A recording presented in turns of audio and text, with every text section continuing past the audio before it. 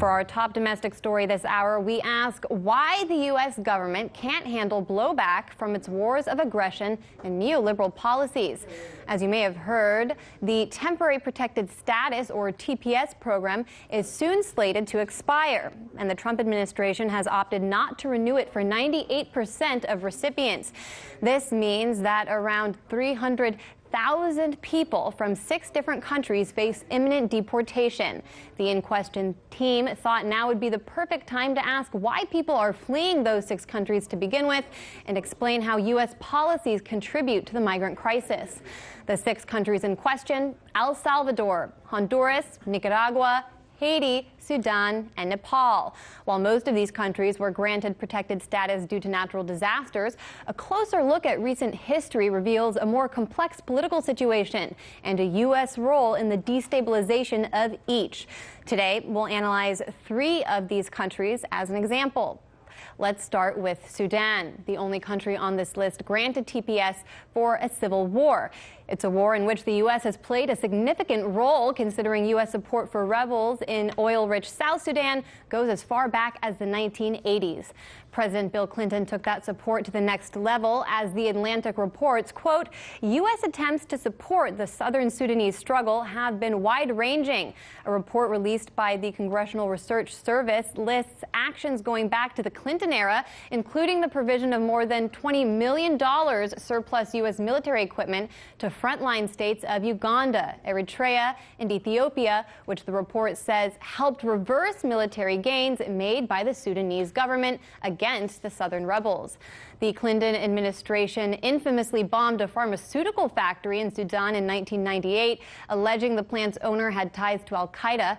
The factory provided Sudan with 50% of its medicine, leading Germany's ambassador to the country to estimate in 2001 that, quote, several tens of thousands were killed as a result of the ensuing shortage in pharmaceuticals.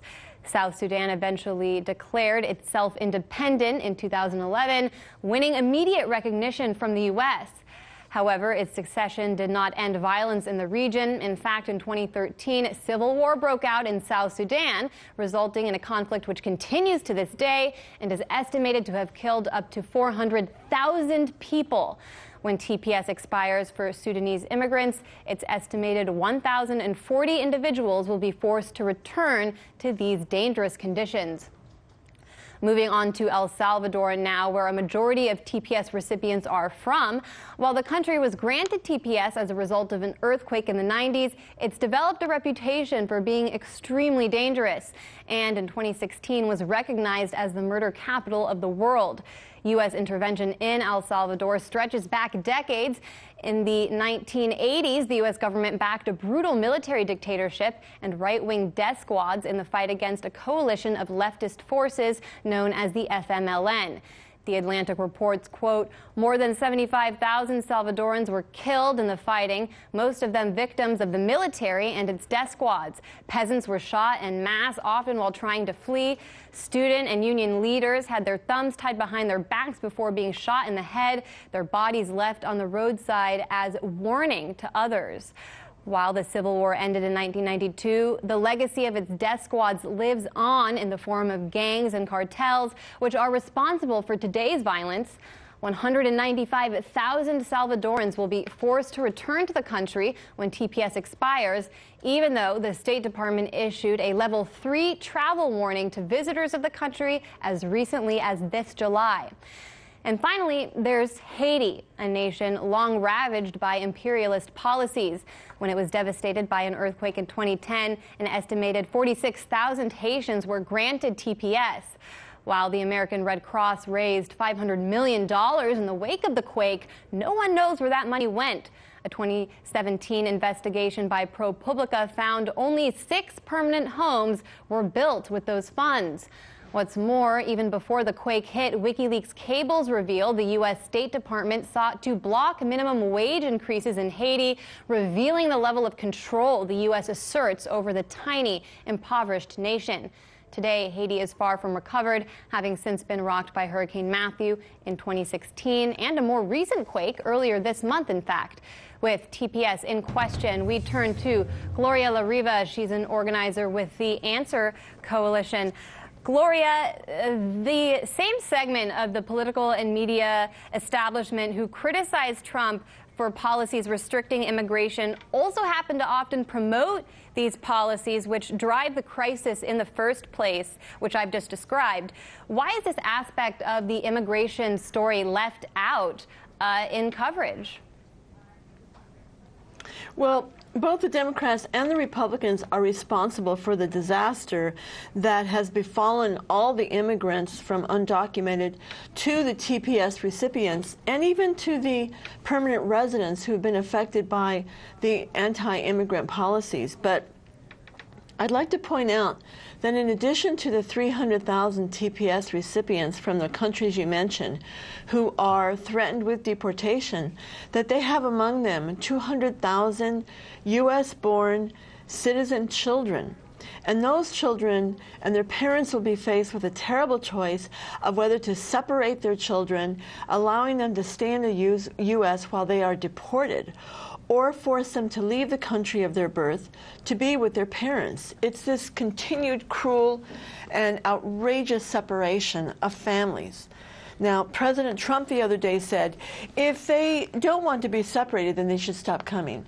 But as you explained, the policies of the U.S. with war, occupation, sanctions, and the drug trafficking has seriously affected those countries, forcing people to leave.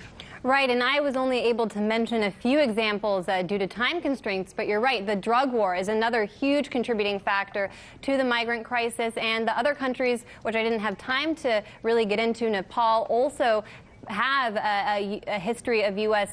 intervention. You know, there's been an effort to make it appear as though Trump's anti-immigrant sentiment or policies are unique to him and this administration. Is that an accurate portrayal? I'm glad you asked that, because although it's horrendous and he speaks much more openly of this absolutely racist attitude that he has, saying this disgusting kind of description of Haitian and African immigrants, describing their countries in a way that I won't mention on the screen, but also promoting Norwegian immigration because they're white.